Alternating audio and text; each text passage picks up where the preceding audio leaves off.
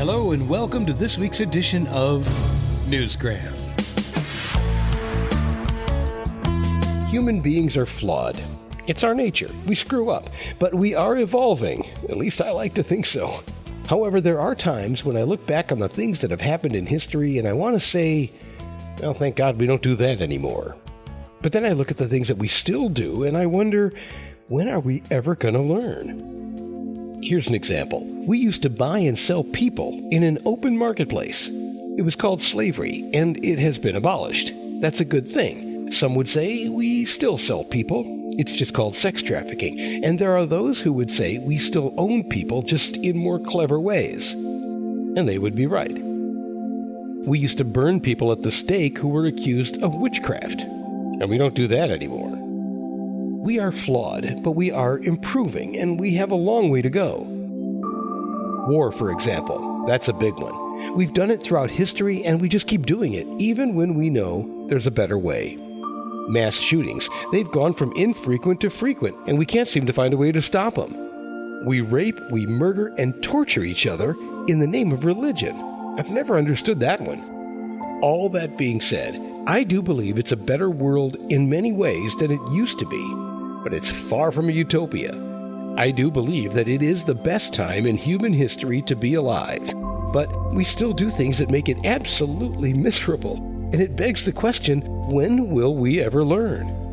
If we all get together, we can stop hunger and poverty and that kind of thing. We can stop war. David Keith Greenaway is a man with some big ideas.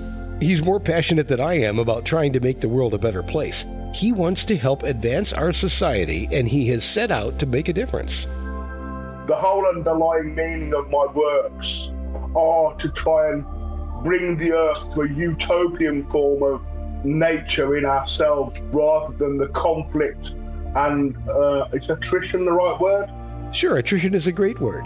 He says there needs to be a fundamental shift in our way of thinking, and he's come up with an example that might be hard for you to visualize at first, but hear him out, because drastic shifts in thinking sometimes require us to use our imagination.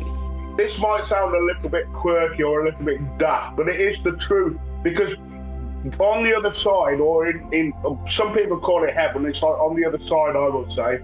On the other side, everything is peaceful, people get on, people learn things, people grow better. So it's a case of seaming that side into the side we live and it's a case of taking back the reins in this society that we live on this earth for each and every individual. And then when we do that, maybe, hopefully, we can get on with each other better, which is the way things are on the other side. In 1969, John Lennon said, "Give peace a chance." And we're still saying it. At some point, we do need to listen. David wants to help bring heaven to earth, and he's written a book about how to do it. Now, the book title requires some explanation. It's called aliengg7.co.uk. The first chapters, A Philosopher's Dream 114. I decided to put the title of the website in the book so that people could check the website out first if they wanted to read some of my writing. So let's break it down. The first part of the title is aliengg7.co.uk. And when you go there, you'll immediately see the words, "Join the campaign against living miserably."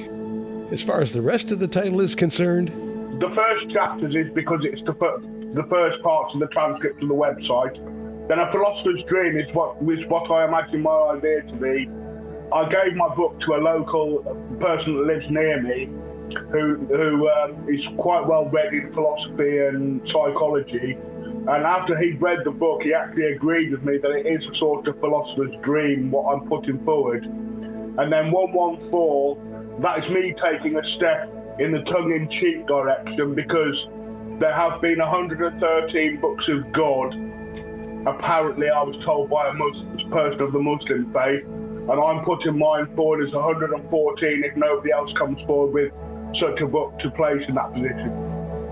In it, he says things like, "We all know, well, most of us anyway, what it's like to have no money. Imagine what it would be like if we all had more than enough." Interesting idea. He says we're living in a new age of enlightenment, and we should be focused on our own potential, our creativeness, and putting those things first, setting aside our destructiveness. Because after all, aren't we created in the image of God? The point of creation was to create beings that were separate and themselves. So it sounds like we need to better understand who we're supposed to be and then start living up to our potential. We've been through a period of creation.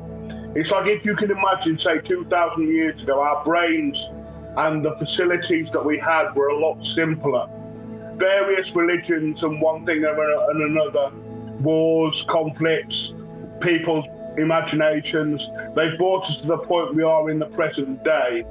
And I think, having been through this process of creation, one of the things I actually have in my website and in the book is that the creator being, or God, or whoever you like to call that, in the beginning, according to the Bible anyway, we were created in God's image. So therefore, we have a great deal of God inside us as we stand at the present day. Now, the creator being, as I understand it, now wants us to go forward, taking what we have, and this is including the pieces that are left of the perfect idea that was the Garden of Eden, because if the Garden of Eden had been successful, then knowledge of evil and bad wouldn't have existed in society. And if that would have happened, the place would have been a lot different. But now we're left with these pieces that are a result of that situation, plus all the 2,000 years of creativeness that we've been through, to a point where we can now take parts from society or wherever we choose to add them to ourselves, to create something that we are pleasured with as it becomes ourselves, if you follow me. We've come a long way, and we are so close to realizing our potential. To quote another musician, it was Joni Mitchell who once said, "We've got to get ourselves back to the garden." But is that type of do-over even possible? Funny you should ask. He says there is a place, and it's in our solar system where that is possible. But to get there, we have to behave ourselves. If anybody goes out about 3 p.m. UK time and looks to the west, they may well see this planet. This planet is being kept somewhere, which might be called God's garage. This planet will be revealed properly and left there for us to inhabit when we actually do seek to live on our world in a way that we should do. Now, if that's not a big enough carrot for people to start behaving, I don't really know what is. His book and website are called aliengg7.co.uk. The first chapters, A Philosopher's Dream 114 by David Keith Greenaway.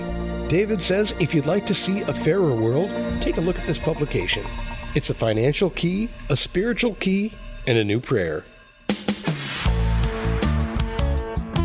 Look for it at Amazon.com, Xlibris.com, and, of course, BarnesandNoble.com. There are links in the show's description for you as well. And that will do it for this edition of Newsgram from WebTalkRadio.com.